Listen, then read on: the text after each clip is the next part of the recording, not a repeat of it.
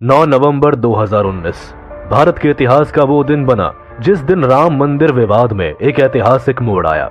Supreme court के 5 न्यायाधीशों की बेंच ने राम मंदिर बनाने के पक्ष में अपना फैसला सुनाया। इस फैसले के आते ही भारत में तहलका मच गया। एक तरफ जहां हिंदू समाज में खुशी की लहर दौड़ गई, वहीं मुस्लिम पक्ष में मायूसी छा गई। कई सारे पॉलिटिकल प्रोपेगेंडा को हवा मिल गई और चारों तरफ से मिक्स रिएक्शंस आने लगे। लेकिन इस सब के बीच में राम मंदिर का निर्माण शुरू हुआ और फाइनली 22 जनवरी को तत्कालीन मोदी सरकार द्वारा इस मंदिर का उद्घाटन होना तय हो गया। हालांकि 500 साल बाद आए इस फैसले से हिंदू समाज, साधु सन्यासियों की खुशी का ठिकाना नहीं रहा। आखिरकार 5 पीढ़ियों के कॉन्फ्लिक्ट के बाद आज शांति आ ही गई। सुप्रीम कोर्ट ने वो फैसला ले लिया जिसने सारी अटकलों पर विराम लगा दिया। लेकिन सवाल ये है कि राम मंदिर का बनना इतना मुश्किल क्यों था? राम जन्मभूमि, जिसका इतिहास 5000 साल से भी ज्यादा पुराना रहा है, वो अचानक से विवादित कैसे हो गया? कैसे अयोध्या, जो राजा राम जी की नगरी थी, वो बाबरी मस्जिद में तब्दील हो गई? क्यों राम मंदिर के पक्ष में आए इस फैसले से भारत का एक समाज असंतुष्ट है? क्या है राम मंदिर विवाद की पूरी कहानी? हिंदू मैथोलॉजी के हिसाब से श्री राम, जो कि आर्यवर्त के प्रतापी राजा और स्वयं विष्णु के अवतार माने जाते हैं, उनका जन्म अवध की मिट्टी में राजा दशरथ के यहाँ हुआ था। राजा राम ने लंका में रावण को धरती से खत्म करके अवध का साम्राज्य संभाला था। हालांकि कालांतर में जब भगवान श्री राम ने सरयू नदी में समाधि ली तो अवध सूनी हो गई और इसी के बाद श्री राम के पुत्र कुश ने अवध नगरी में भगवान की जन्मभूमि पर एक मंदिर बनवाया था। कहते हैं कि ये मंदिर कुश के बनवाने से लेकर मुगल के भारत आने तक था, जहाँ हिंदू अपने जीवन में एक बार दर्शन पूजन करने के लिए जरूर जाते हैं। लेकिन वक्त के साथ साथ मंदिर की हालत नाजुक होती चली गई, मंदिर की दीवारें कमजोर होती चली गई और कुछ ही समय में ये जगह एक बार फिर सूनी सी लगने लगी। 5th BC के आसपास उज्जैन के किंग राजा विक्रमादित्य ने अयोध्या का दौरा किया। मंदिर की खस्ता हालत देख राजा विक्रमादित्य ने एक बार फिर मंदिर को एक नया रूप दिया और अयोध्या में फिर से श्रद्धालुओं की भीड़ उमड़ने लगी। लेकिन इस कहानी ने तब मोड़ लिया जब अधिकांश भारत मुगल साम्राज्य के अंदर आ गया। इन्हीं दिनों हिंदू धर्म पर वार किए गए। कभी कोई बाहरी मुस्लिम जैसे मोहम्मद गौरी और दुर्रानी जैसे लुटेरे आके भारत के मंदिरों पर हमला करते थे, तो कभी अपने देश के ही मुस्लिम राजा हिंदू मंदिरों को ध्वस्त करने लगते थे। भारत के कई कोनों में आज ऐसे मंदिर हैं जिन्हें या तो बर्बाद कर दिया गया था या फिर उनका स्वरूप बदलकर उन्हें मस्जिद में कन्वर्ट करवा दिया गया था। बात चाहे मथुरा के कृष्ण जन्मभूमि की हो, जहाँ मस्जिद बना दिए गए, या हम्पी के, जिसे 5 मुस्लिम सल्तनत ने मिलकर बर्बाद किया और इसके एक एक मंदिर को बुरी तरह से तोड़ के बिखेर दिया। लोग कन्वर्ट होने लगे, मंदिरों को तोड़ा जाने लगा और मस्जिदों का निर्माण होने लगा। मुगलों ने राम मंदिर से लेकर न जाने कितने मंदिरों को अयोध्या में तोड़वाकर मस्जिद बनवाए थे। मंदिर को मस्जिद का रूप देना केवल अयोध्या में ही नहीं बल्कि पूरे भारत में किया गया। लेकिन जिस मंदिर के तोड़े जाने से हिंदुओं की भावना को सबसे ज्यादा ठेस पहुंची थी, वो था राम मंदिर। 1526 में जब बाबर ने भारत आने का फैसला लिया तो उसका मेन मकसद उस समय इब्राहिम लोदी को हराना था। लेकिन अपना मकसद पूरा करने के बाद भी बाबर ने भारत से विदा नहीं ली, बल्कि यही अपना साम्राज्य बना लिया। और इसी बीच बाबर ने अयोध्या का दौरा किया, जहां जाने के साथ ही उसने अपना पहला फैसला सभी मंदिरों को तोड़कर मस्जिद बनाने का दिया। बाबर के ऑर्डर के चलते इसके एक कमांडर मीर बाकी ने यहाँ कई मस्जिद बनवाए। इन्हीं मस्जिदों में एक मस्जिद को बाबरी मस्जिद नाम दिया गया, जो कि ठीक उस जगह बनवाया गया था जहां पहले श्री राम मंदिर था। 1529 में इस मंदिर को तोड़कर मस्जिद बना दिया गया। ये जगह राजा राम के भक्तों के लिए काफी जरूरी थी, लेकिन मुगलों की ताकत के आगे वो चाहकर भी कुछ ना कर सके, जिस कारण कई सालों तक मंदिर की जगह मस्जिद बना रहा। मंदिर की जगह भले मस्जिद बने सालों बीत गए हो, लेकिन हिंदुओं के मन में अभी भी मंदिर के टूटने का दुख घर करके बैठा था, जिस कारण करीब 150 से 200 साल के बाद एक बार फिर हिंदुओं ने मस्जिद के बनने को लेकर आवाज उठाई। और यहाँ इनकी आवाज उस समय एक मुगल कोर्ट के राजपूत नोबल जय सिंह सेकंड ने सुनी। लेकिन जय सिंह को जल्द ही समझ आ गया था कि मुगलों की ताकत के आगे उनकी कूटनीतियां नहीं चलने वाली, जिस कारण थक हार कर हिंदुओं की भावनाओं की कदर करते हुए उन्होंने मस्जिद यानी राम जन्मभूमि के पास ही एक चबूतरा लगवाकर राम भक्तों के लिए अपने प्रभु की पूजा करने का इंतजाम करवा दिया। जिसके बाद दोबारा से भक्तों ने इस चबूतरे में ही श्री राम की पूजा करनी शुरू कर दी। हिंदुओं का मानना था कि ये जगह राम मंदिर की है, तो यहाँ मंदिर ही होना चाहिए। मंदिर के होने के दावे केवल हिंदुओं ने ही नहीं किए, बल्कि कई फॉरेनर्स ने भी किए। इंग्लिश ट्रैवलर विलियम फिंच ने 1611 में अयोध्या का दौरा किया और मस्जिद के एग्जिस्टेंस पर सवाल उठाया।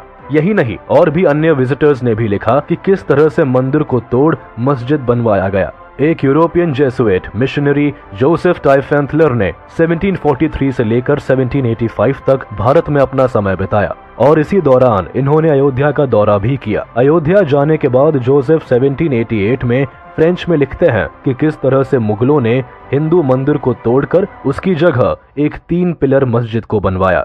1810 में फ्रांसिस ब्यूकैनन नाम के एक विजिटर ने भी मंदिर की जगह मस्जिद बनाने को लेकर लिखा। लोगों के पर्सपेक्टिव जो थे वो थे, लेकिन भक्तों में मंदिर की मांग कम होने का नाम नहीं ले रही थी, जिस कारण 1800 के आसपास जब ब्रिटिशर्स ने भारत पर राज करना शुरू किया तो हिंदू मुस्लिमों में मंदिर और मस्जिद की लड़ाई को लेकर ब्रिटिश सरकार ने इस मुद्दे को अहम रूप से लेते हुए मस्जिद पर एक कंप्लीट रिपोर्ट तैयार करवाई, जिसमें एक ब्रिटिश सर्वेयर मॉन्टगोमेरी मार्टिन ने पहली बार 1838 में मॉस्क का जिक्र किया। लेकिन इस जिक्र में उन्होंने लिखा कि मॉस्क के पिलर्स को मंदिर से लिया गया है। मॉस्क के पिलर्स पर नॉन मुस्लिम्स पिक्चर्स कार्व्ड है, जो इस बात का साफ सबूत है कि मंदिर को तोड़वाकर यहाँ मॉस्क का कंस्ट्रक्शन किया गया है। मॉन्टगोमेरी मार्टिन का यही एक स्टेटमेंट उस समय लोगों में हंगामा मचा देता है। यही नहीं, 2019 में राम मंदिर के केस में भी लॉयर ने स्टेटमेंट का सहारा लेते हुए ही हिंदुओं के पक्ष में डिसीजन का रुख मोड़ा था। 1853 में ब्रिटिश गवर्नमेंट ने इस मामले को सुलझाने के लिहाज से एक ऐसा फैसला किया जिससे कि मामला तो नहीं सुलझा, उल्टे अंग्रेजों ने सालों तक चलने वाली एक नई लड़ाई को जन्म दे दिया। लगातार जनता के भिड़ने को लेकर ब्रिटिश सरकार भी इस मुद्दे में कूद पड़ती है और हिंदुओं की राम जन्मभूमि पर पूजा करने की डिमांड को पूरा करते हुए मस्जिद के चारों ओर एक फेंस खड़ी करवा देती है, जिससे कि मस्जिद के अंदर मुस्लिम्स नमाज अदा कर सके और बाहर हिंदू श्री राम की पूजा कर सके। इस फैसले के आने के बाद भारत में पहली बार 1853 में हिंदू और मुस्लिमों के बीच दंगे होते हैं। ये दंगे 1853 से लेकर 1859 तक होते हैं, लेकिन इसके बाद मुस्लिम मस्जिद के अंदर तो वही हिंदू मस्जिद के बाहर अपने अपने भगवान की पूजा करने लगे। लेकिन ऑफिशियली एक बार फिर इस मुद्दे ने चिंगारी तब पकड़ी जब पहली बार नवंबर 30, 1858 को मोहम्मद सलीम नाम के एक मुस्लिम व्यक्ति ने इस मुद्दे को लेकर FIR दर्ज करवाई। सलीम ने पुलिस को बताया कि निहांग 6 ने बाबरी मस्जिद में अपना निशान इंस्टॉल किया है और साथ ही मस्जिद की दीवारों पर राम लिखा है। यही नहीं, उन्होंने मस्जिद के अंदर हवन और पूजा भी की है। इस एक कंप्लेन के चलते 1 दिसंबर 1858 को अवध की थानेदार शीतल दुबे ने कंप्लेंट को वेरीफाई करते हुए ये भी बताया कि पूजा और हवन के साथ साथ वहां एक चबूतरा भी बनवाया गया है। लेकिन अब तक हिंदू कम्युनिटी की तरफ से कोई कदम नहीं उठाया गया था। 1885 में पहली बार हिंदू पक्ष की ओर से महंत रघुबार दास ने फैजाबाद के सिविल कोर्ट में secretary of state for India in council के खिलाफ एक कंप्लेंट फाइल की। इस कंप्लेंट में रघुबार दास ने कोर्ट को बताया कि वो एक महंत है और उन्हें अपने श्री राम की पूजा करने के लिए एक चबूतरा बनवाने की इजाजत दी जाए। लेकिन कोर्ट ने रघुबार दास की इस डिमांड को खारिज कर दिया, जिसके बाद 1886 में 1885 के कोर्ट के डिसीजन पर एक और कंप्लेंट फाइल की गई, जिसके बाद कोर्ट ने मस्जिद वाली जगह पर अपनी एक टीम को भेजकर वहां का जायजा लेने को कहा। लेकिन इतना सब करने के बाद भी इस दरख्वास्त को खारिज कर दिया गया। इसी तरह कई और कंप्लेंट्स की गई, लेकिन किसी भी डिमांड का कोई असर नहीं हुआ और करीब 63 ईयर्स तक ये लड़ाई यूं ही चलती रही। हालांकि 1934 में अयोध्या में एक बार फिर हिंदू मुस्लिम राइट्स हुए और इन दंगों में हिंदुओं के द्वारा मस्जिद के एक स्ट्रक्चर का कुछ पोर्शन तोड़ दिया गया। लेकिन मामले को रफा दफा करते हुए ब्रिटिशर्स ने मस्जिद के टूटे हुए पार्ट को दोबारा ठीक करवा दिया। अब इस जगह मुस्लिम कम्युनिटी का ही बोलबाला रहा। हालांकि यहाँ कभी भी शांति बहाल नहीं हुई और इसी बीच 1947 में भारत को आजादी मिली। आजादी के साथ ही हिंदुओं की अपनी सरकार से राम मंदिर बनाने की उम्मीद भी ज्यादा हो जाती है, लेकिन सरकार उस समय कुछ नहीं करती। मंदिर को लेकर कोई डिस्कशन नहीं किया जाता, जिस कारण जनता अपनी सरकार से काफी डिसअपॉइंट भी होती है। हालांकि नेहरू सरकार के डिसीजन के चलते अब मस्जिद पूरे हफ्ते में केवल एक बार यानी शुक्रवार के दिन खुलती थी और बाकी के दिन बंद रहती थी। मस्जिद के बाहर वाले एरिया में अभी भी श्री राम की पूजा एक चबूतरे में होती और लोग दूर दूर से वहां के दर्शन करने आते रहते। पर अब इतिहास खुद को बदलने वाला था। सितंबर 23, 1949 को बाबरी मस्जिद में भगवान श्री राम की मूर्तियां मिली। हिंदुओं का कहना था कि भगवान खुद वहां प्रकट हुए हैं और अब वहां मंदिर बन ही जाना चाहिए। लेकिन वही उत्तर प्रदेश गवर्नमेंट ने वहां के डिस्ट्रिक्ट मजिस्ट्रेट के नायर को मूर्तियां हटाने का ऑर्डर दिया। लेकिन नायर ने इस ऑर्डर को मानने से ये कहकर इनकार कर दिया कि इससे हिंदू सेंटिमेंट्स को ठेस पहुंचेगी और दंगे भड़क सकते हैं। मस्जिद के तीनों पिलर्स में सबसे बड़े और बीच वाले पिलर के नीचे मूर्ति मिली थी। मूर्ति रखने के साथ ही भक्तों ने मस्जिद के अंदर ही श्री राम की पूजा अर्चना करनी शुरू कर दी। अगली सुबह आसपास के मुस्लिमों ने जब मस्जिद से घंटी के बजने की आवाज सुनी तो वो फौरन वहां कूद पड़े। हालांकि केवल मुस्लिम ही नहीं बल्कि हिंदू भी मस्जिद के बाहर बड़ी मात्रा में इकट्ठे हो गए। लोगों की भीड़ के चलते पुलिस तक इस बात की जानकारी पहुंची, लेकिन भीड़ इस कदर भड़की हुई थी कि पुलिस अगर कुछ करती तो सिचुएशन हाथ से निकल जाती, जिस कारण पुलिस ने चुप रहने में ही ठीक समझा। इस कारण सेम डे इस मुद्दे पर एक केस फाइल हुआ और मस्जिद पर ताला लगा दिया गया, जिससे ना हिंदू और ना ही मुस्लिम यहाँ अपनी अपनी पूजा कर सके। लेकिन मस्जिद पर केवल ताला लगा देने से ये केस शांत नहीं होने वाला था, जिस कारण जब तक मस्जिद पर ताला लगा रहा तब तक कई सिविल केस फाइल किए गए। ये केसेस हिंदू और मुस्लिम्स दोनों कम्युनिटीज की ओर से किए गए थे। 1950 सबसे पहले 16 जनवरी 1950 में हिंदू महासभा के गोपाल सिंह विशारद ने 5 मुस्लिम्स, स्टेट गवर्नमेंट और डिस्ट्रिक्ट मजिस्ट्रेट ऑफ फैजाबाद के खिलाफ एक सूट फाइल की और डिस्प्यूटेड एरिया के इनर कोर्टयार्ड में पूजा करने की डिमांड की। इस सूट फाइल का असर कुछ ऐसा हुआ कि उसी दिन सिविल जज ने एक ऑर्डर पास करते हुए हिंदुओं को वहां पूजा करने की इजाजत दे दी। हालांकि इसके बाद भी मई 25 को परमहंस रामचंद्र दास ने कुछ और मुस्लिमों के खिलाफ सेम केस में सेकंड सूट फाइल की। ये केस यूं ही चलता रहा, तब तक यहाँ टसल लगातार बना रहा। 1959 इसी सिमिलर केस की थर्ड सूट फाइल की गई। पूरे 9 साल बाद यानी दिसंबर 17, 1959 को इस सूट में निर्मोही अखाड़ा ने पूरी बाबरी मस्जिद वाले एरिया को ही अपने हक में मांग लिया। 1961 इसी केस के जवाब में 2 साल बाद यानी दिसंबर 18, 1961 को फोर्थ सूट फाइल की गई, जिसमें मुस्लिम वर्ग के सुन्नी सेंट्रल वक्फ बोर्ड ने सेम एरिया का पोजेशन मांगा। एक छोटी सी जमीन जस्टिस में होती देरी और लगातार खींचतान में सालों यूं ही बीतते रहे। 1963 अब सेम केस में काम करते हुए मार्च 20, 1963 में कोर्ट ने पूरी हिंदू कम्युनिटी को अपनी राय रखने को कहा और एक लीगल नोटिस जारी करते हुए हिंदू महासभा, आर्य समाज और सनातन धर्म सभा को इस केस में मुस्लिम वर्ग के डिफेंडेंट के रूप में अपनी कम्युनिटी को रिप्रेजेंट करने को कहा। केस कोर्ट में यूं ही चलता रहा, लेकिन अगले 2 दशक तक इसमें कोई बड़ा डेवलपमेंट नहीं हो पाया।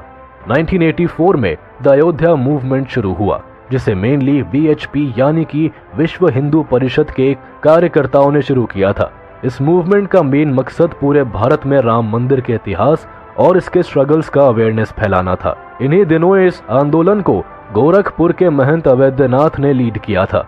भारत के कई बड़े हिंदू संगठन और नेताओं ने इस आंदोलन को खुलकर समर्थन दिया था। इस मूवमेंट ने काफी हलचल मचाई और अगले कई सालों के लिए राम मंदिर की लड़ाई को फ्यूल दे दिया। 1989 ये एक ऐसा साल बना जब राम मंदिर डिस्प्यूट ने एक नया मोड़ ले लिया। ऐसा माना जाता है कि राजीव गांधी की सरकार ने इस साल बाबरी मस्जिद को हिंदुओं के लिए खोल दिया और उन्हें पूजा करने की और मंदिर बनाने की परमिशन ग्रांट कर दी। हालांकि राजीव गांधी का कहना था कि उन्हें इस बात की जानकारी तब हुई जब इस मस्जिद को हिंदुओं के लिए खोल दिया गया। इसी बीच 1 जुलाई 1989 को फॉर्मर इलाहाबाद हाई कोर्ट जज देवकी नंदन अग्रवाल के द्वारा 5th सूट फाइल की गई। इन्होंने इस सूट को फाइल करते हुए रिक्वेस्ट की कि बाबरी मस्जिद का पूरा एरिया राम टेम्पल को सौंप दिया जाए, जिससे वहां श्री राम का मंदिर बनाया जा सके। लेकिन इस रिक्वेस्ट के डिफेंडेंट बनकर शिया वक्फ बोर्ड ने भी एक सूट फाइल कर दी। एक तरफ जहां लगातार कई हिंदू कमिटीज मिलकर राम मंदिर के लिए लड़ रही थी, तो वहीं मुस्लिम्स की ओर से भी कई कमिटीज और ग्रुप्स बनाए जा रहे थे और इन्हीं कमिटीज में से एक को नाम मिला बाबरी मस्जिद एक्शन कमेटी।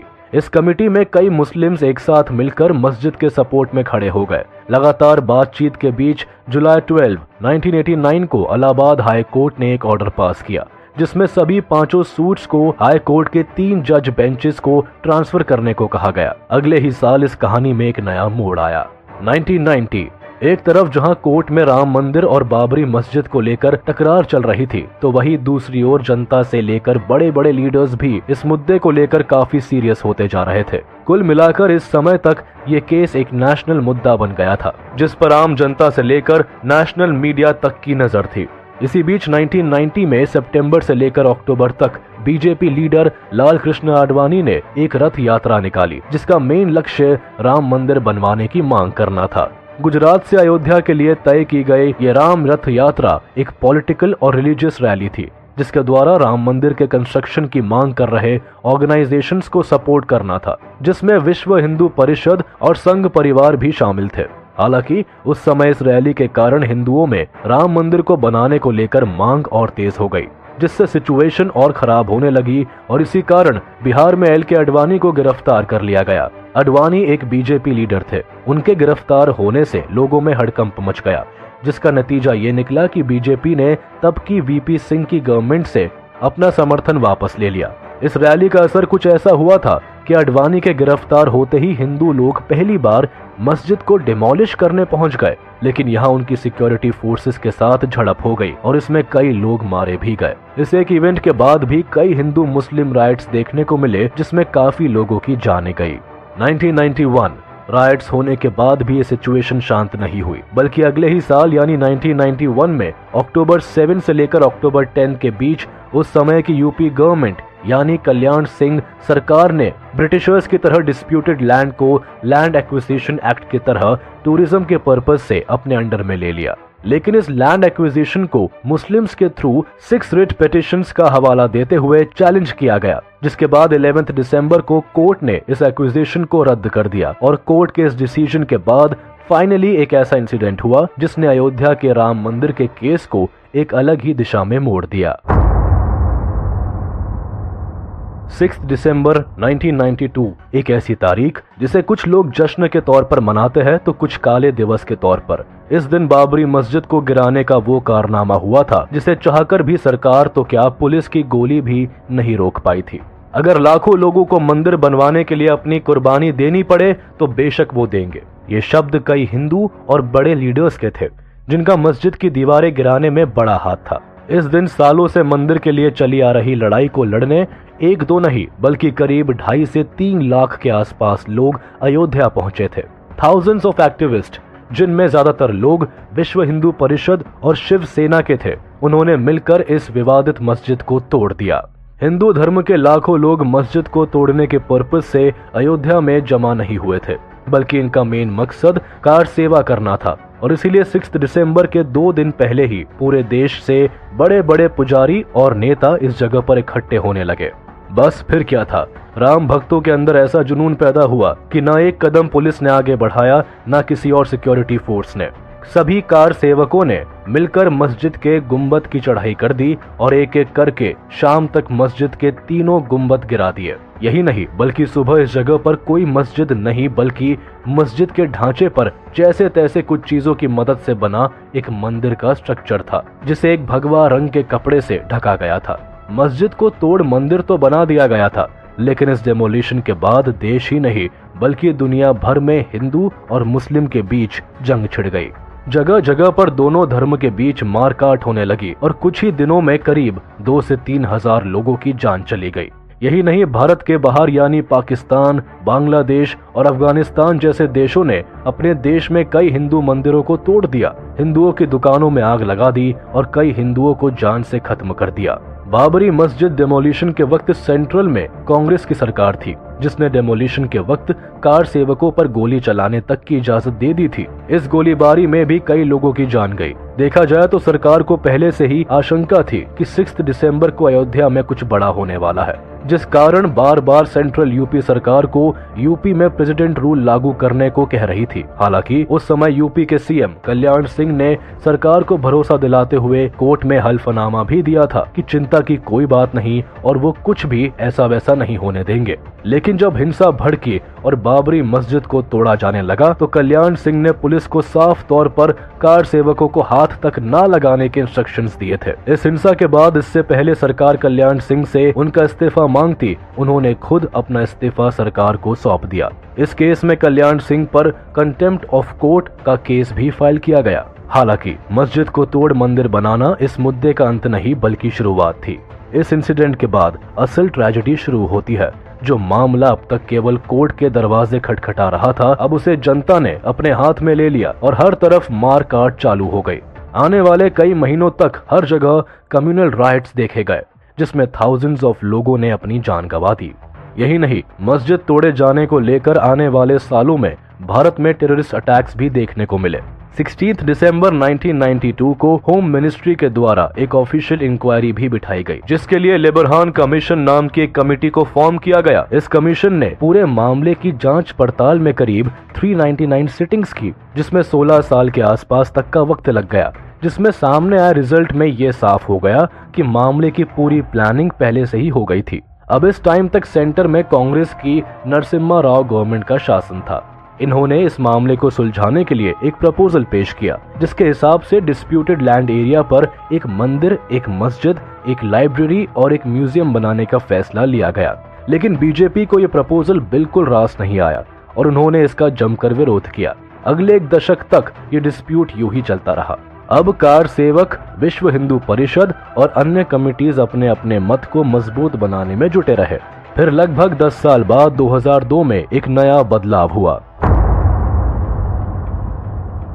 2002 जब सेंटर में बीजेपी यानी अटल बिहारी वाजपेयी जी की गवर्नमेंट थी, उन्होंने हिंदू और मुस्लिम्स को एक साथ बैठाकर पूरे मामले को शांत करना चाहा, लेकिन उसका भी कोई फायदा नहीं हुआ। जिसके बाद फाइनली अप्रैल 2002 में ये मामला हाई कोर्ट के 3 बेंच जजेस के पास पहुंच जाता है और वो इस मामले को परेशान होकर ASI यानी आर्कियोलॉजिकल सर्वे ऑफ इंडिया के हाथ में सौंप देते हैं। ASI अपनी रिपोर्ट में इस बात को साफ कर देता है कि डिस्प्यूटेड एरिया में 12th सेंचुरी में एक मंदिर था और 1528 में इसी एरिया में एक मस्जिद बनाया गया। साथ ही लोकल लोगों के अनुसार इस एरिया में मंदिर को तोड़कर ही बाबर के ऑर्डर पर मस्जिद बनाया गया। अब सारे सबूतों को मद्देनजर रखते हुए 2010 में इलाहाबाद हाई कोर्ट ने एक ऐतिहासिक फैसला लिया, जिसके अनुसार डिस्प्यूटेड एरियाज को 3 पार्ट्स में डिवाइड कर दिया गया, जहां एक पार्ट सुन्नी वक्फ बोर्ड को, दूसरा राम लल्ला विराजमान को और तीसरा निर्मोही अखाड़ा को सौंप दिया गया। हालांकि अगले ही साल यानी 2011 में इलाहाबाद हाई कोर्ट के इस डिसीजन पर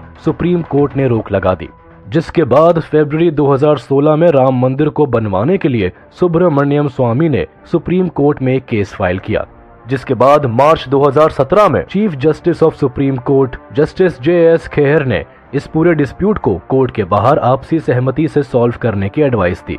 हालांकि दिसंबर 2017 तक इलाहाबाद हाई कोर्ट के फैसले के खिलाफ करीब 32 अलग अलग अपील्स दर्ज की गई, जहां सुप्रीम कोर्ट ने कहा कि अब इस केस की सुनवाई जनवरी 2019 से शुरू की जाएगी। फाइनली इंतजार खत्म होता है और सभी की नजरें 2019 में एक बार फिर मंदिर वर्सेस मस्जिद के केस पर आकर अटक जाती है।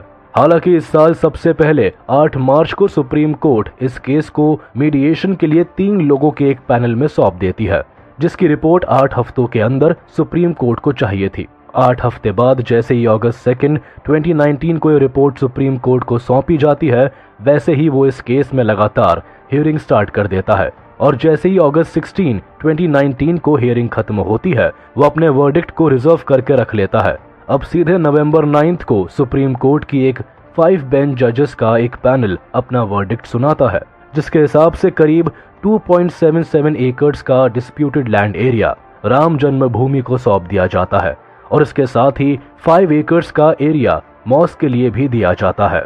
500 सालों के बाद मार्च 25, 2020 को 28 साल पुरानी श्री राम की मूर्ति को आखिर उनके हक की जमीन सौंप दी जाती है और श्री राम को पूरे साजो श्रृंगार के साथ टेंट से निकालकर एक फाइबर टेम्पल में रखा जाता है। जिसके बाद अगस्त 5 वो तारीख होती है जब पूरे भारत में श्री राम की घर वापसी की खुशी में नगाड़े बजाए जाते हैं। देश के प्रधानमंत्री